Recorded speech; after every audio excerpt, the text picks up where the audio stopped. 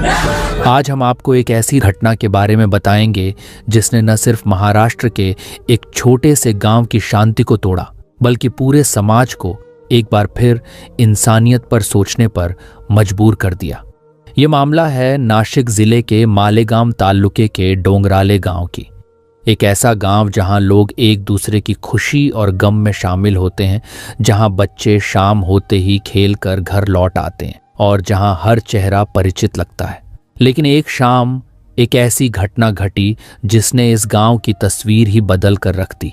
यह मामला मात्र 3 साल की मासूम यादना का है। यह सिर्फ एक अपराध नहीं था, बल्कि एक परिवार के भरोसे को चकनाचूर कर देने वाला दर्द था और लोगों के भीतर उभरते आक्रोश की स्पष्ट तस्वीर थी।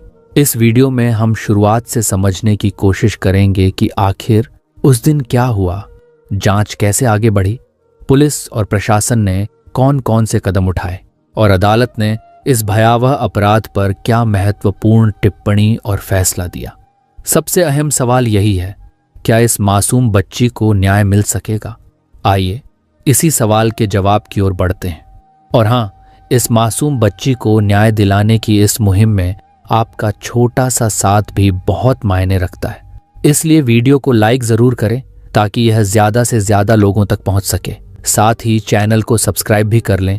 तो चलिए अब पूरी घटना को विस्तार से समझते हैं। 16 नवंबर 2025।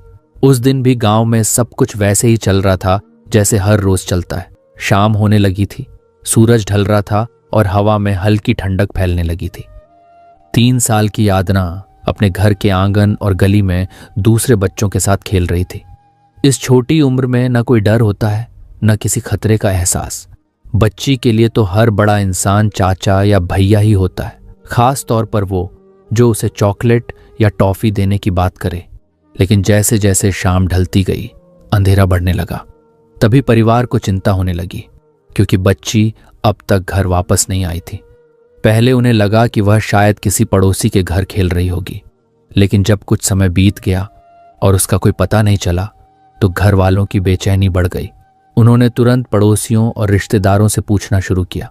पूरे गांव में खबर फैल गई और सभी लोग बच्ची को ढूंढने के लिए निकल पड़े।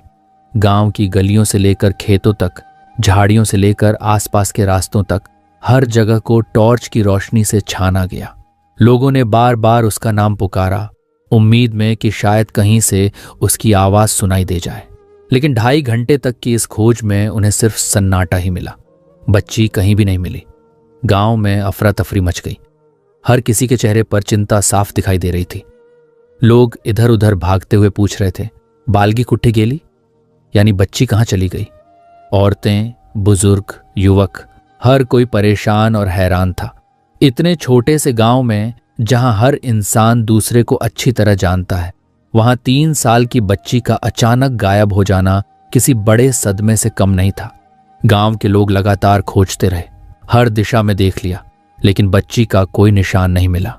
आखिर जब सभी कोशिशें नाकाम हो गईं, तो परिवार ने मजबूर होकर पुलिस को फोन किया और बच्ची की गुमशुदगी की रिपोर्ट दर्ज कराई। गुमशुदगी की रिपोर्ट मिलते ही पुलिस भी तुरंत हरकत में आ गई और अपनी खोज शुरू कर दी। इसी दौरान गांव के कुछ लोग बच्ची को खोजते हुए गांव की सीमा पर बने मोबाइल टावर की तरफ पहुंचे। ये जगह थोड़ी सुनसान थी और चारों तरफ झाड़ियां थीं। उसी जगह झाड़ियों के बीच उन्हें कुछ ऐसा दिखा जिसने सबको अंदर तक हिला दिया। वहां यादना का शव मिला। जैसे ही यह खबर पूरे गांव में फैली, माहौल पूरी तरह शोक और डर में बदल गया। यादना की हालत देखकर साफ समझ आ रहा था कि उसके साथ कुछ बहुत गलत हुआ है। ये किसी हादसे जैसा बिल्कुल नहीं लग रहा था, बल्कि एक गंभीर अपराध था। लोगों ने तुरंत पुलिस को सूचना दी। पुलिस ने मौके को सील कर दिया ताकि कोई सबूत खराब न हो। उसी रात फोरेंसिक टीम FSL को भी बुला लिया गया ताकि वे घटनास्थल की वैज्ञानिक तरीके से जांच कर सकें। FSL टीम ने मौके पर पहुंचकर पूरी जगह को बहुत ध्यान से जांचना शुरू किया। सबसे पहले उन्होंने कपड़ों से नमूने लिए ताकि बाद में पता लगाया जा सके कि उन पर कौन कौन से निशान या सबूत मौजूद हैं। इसके बाद टीम ने आसपास की मिट्टी इकट्ठा की, क्योंकि मिट्टी में भी कई अहम सुराग मिल सकते हैं। उन्होंने जमीन पर पड़े पैरों के निशानों, फुटप्रिंट को गौर से देखा, उनके फोटो लिए और उन्हें रिकॉर्ड किया। ताकि यह समझा जा सके कि कौन कौन उस जगह तक आया था। बड़ी सावधानी से हर छोटा सा निशान, रेशा और अन्य ज़रूरी चीज़ें इकट्ठा की ताकि आगे की जांच में उनका इस्तेमाल किया जा सके। जब सारी जांच पूरी हो गई तो इन सबूतों को ध्यान से पैक कर सील किया गया और फॉरेंसिक लैब में भेज दिया गया, जहां उनकी वैज्ञानिक तरीके से जांच की जानी थी, और शव को भी पोस्टमार्टम के लिए भेज दिया गया। अब जांच की दिशा साफ हो चुकी थी। यह सिर्फ एक हत्या का मामला नहीं बल्कि एक मामला भी था। अगला और सबसे जरूरी कदम था यह पता लगाना कि उस शाम असल में हुआ क्या था।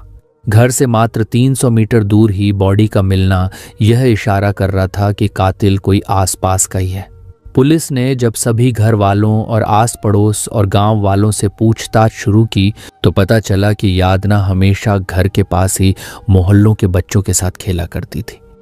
इसलिए पुलिस ने मोहल्ले के बच्चों से बात की जो उसी समय उस मासूम बच्ची के साथ खेल रहे थे। पुलिस ने बच्चों से धीरे धीरे और प्यार से पूछा कि उन्होंने क्या देखा था। बच्चों ने बताया कि खेलते वक्त एक आदमी वहां आया था। उसने बच्ची को चॉकलेट देने का लालच दिया और उसे अपने साथ चलने के लिए कहा। उस समय बच्ची को लगा कि यह वही भैया है जिसे वह रोज गांव में देखती थी, इसलिए उसने उसके साथ जाने में कोई डर या शक नहीं किया। बच्चों ने यह भी बताया कि वह आदमी अजनबी नहीं था, वह गांव में ही रहता था और अक्सर इधर उधर घूमता दिखाई देता था।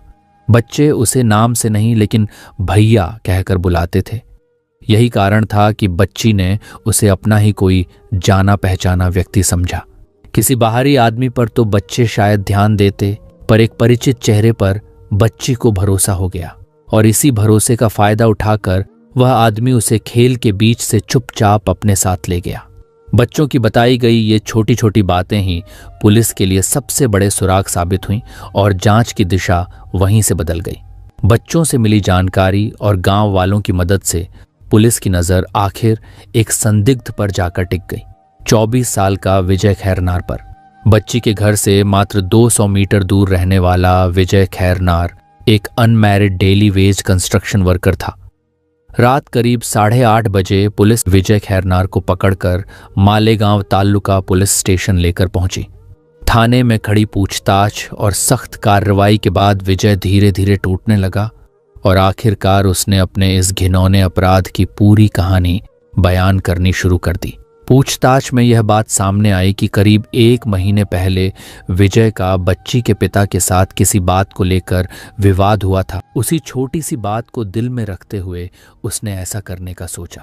उसने पुलिस को बताया कि वह यादना को चॉकलेट देने का लालच देकर अपने साथ चलने को तैयार किया।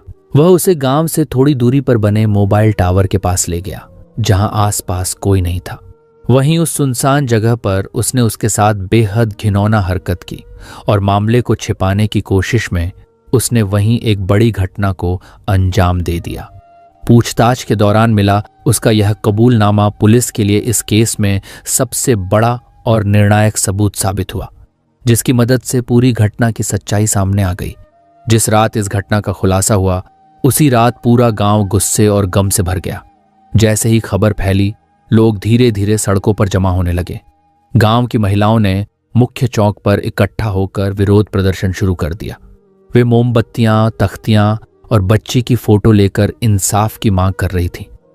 गांव के युवा सबसे ज्यादा आक्रोशित थे। उन्होंने मांग उठाई कि आरोपी को तुरंत और सख्त से सख्त सजा दी जाए।